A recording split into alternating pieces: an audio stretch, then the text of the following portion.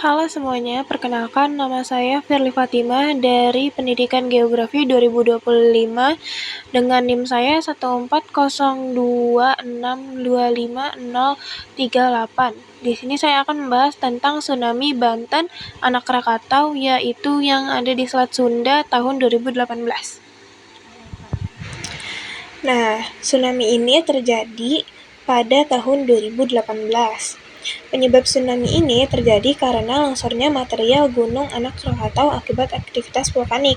Jadi ini tuh tsunami yang dikarenakan aktivitas vulkanik. Jadi Gunung Anak Krakatau kan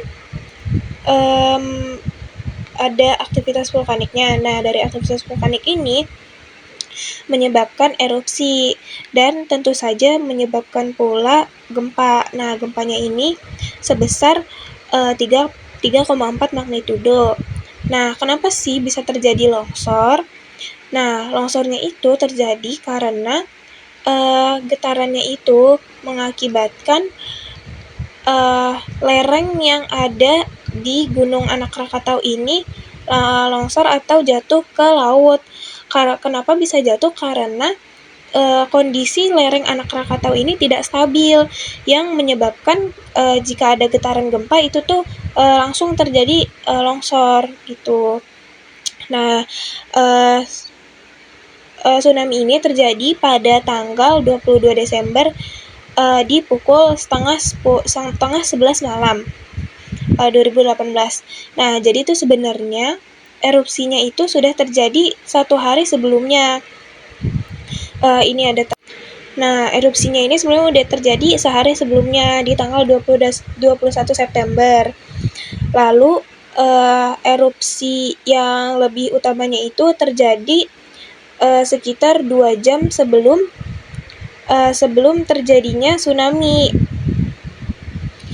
yaitu di jam 9 malam. Nah, next terjadinya itu di Selat Sunda, daerah Banten, Lampung, dan daerah sekitarnya. Daerah sekitarnya itu seperti Ciwandan, Kabupaten Serang, Pandeglang, Lampung Selatan, dan banyak lagi. Itu tuh daerah-daerah yang kena dampaknya juga dari tsunami ini. Ini kalau bisa dilihat di peta. Nah, ini ada di Selat Sunda ya, teman-teman. Di sini, di antara Sumatera dan Jawa. Nah, di sini Anak Krakataunya. Terus itu tuh menyebabkan tsunami di sekitar daerahnya, daerah sekitarnya. Nah, kalau bisa lihat ini citra satelitnya sebelum dan sesudah terjadinya longsor. Kalau sebelum itu masih utuh kayak gini, dan kalau sesudahnya tuh seperti ini nih, kelihatan nih jalurnya nih, jalur longsor dari reruntuhannya. Nah, dari longsornya ini menyebabkan sekitar 50% massa dari Gunung Anak Krakatau ini hancur. Lalu tsunami yang dihasilkan juga cukup besar hingga mencapai 80 meter tinggi gelombangnya.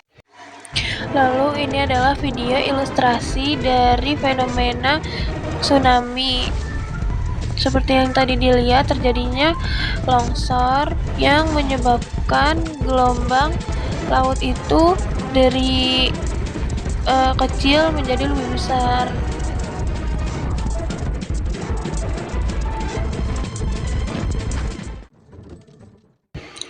Nah, letusan Gunung Anak Krakatau ini termasuk tipe strombolian dan vulkanian. Jadi itu seperti yang kita tahu, Gunung Anak Krakatau ini terbentuk karena terjadinya letusan Gunung Krakatau pada tahun 1883 dulu.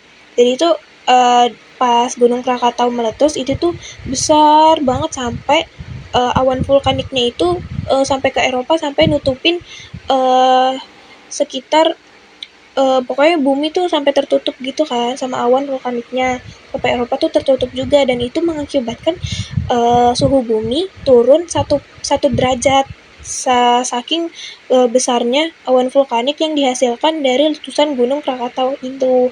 Nah, dari letusan itu terbentuklah Jadi Gunung Krakataunya hancur, tapi terbentuk lagi gunung baru yang sekarang kita bilang atau kita ketahui sebagai Gunung Anak Krakatau ini. Lalu yang kedua adalah tsunami vulkanik. Kenapa sih tsunami vulkanik?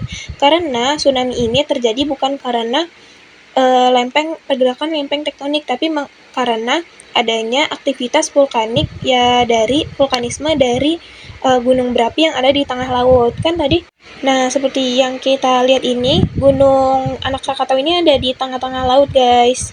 Nah, terjadi aktivitas vulkanisme.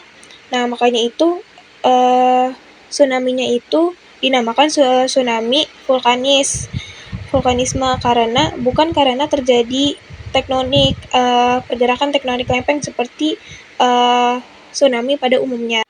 Lalu tsunami ini sulit diprediksi. Kenapa sih pada saat itu sulit diprediksi? Karena pada saat itu BMKG Indonesia hanya mempunyai alat untuk mendeteksi tsunami dari gempa tektonik saja, seperti tsunami pada umumnya yang terjadi karena pergeseran lempeng tektonik. Sedangkan pada kasus ini itu tuh terjadi karena adanya aktivitas vulkanisme. Makanya itu BMKG itu nggak tahu adanya aktivitas vulkanis ini. Makanya itu ternyata ada aktivitas vulkanis, terus longsor, terus tiba-tiba tsunami. Itu tiba-tiba terjadi tanpa kita ketahui karena alat yang kita punya tuh belum ada, dan kita belum semaju dengan negara-negara lain yang udah punya alat-alat canggih untuk mendeteksi hal tersebut. Lanjut, di sini saya menampilkan ada grafik dampak. Nah, dampak dari tsunami Selat Sunda ini mengakibatkan rumah itu rusak sekitar 1296. Lalu ada penginapan dan warung, perahu, terus meninggal dunia itu sekitar 434 orang atau jiwa, tapi itu lebih juga, jadi nggak diketahui pastinya karena berbeda-beda setiap harinya kan. Lalu setelah itu pokoknya ada banyak lagi deh. Nah, terus dan di sini tercatat untuk ketinggian tsunami-nya itu ada 0,9, 0,35, 0,36, dan 0,28 meter. Berbeda-beda setiap daerahnya. Lalu kesimpulan mitigasi.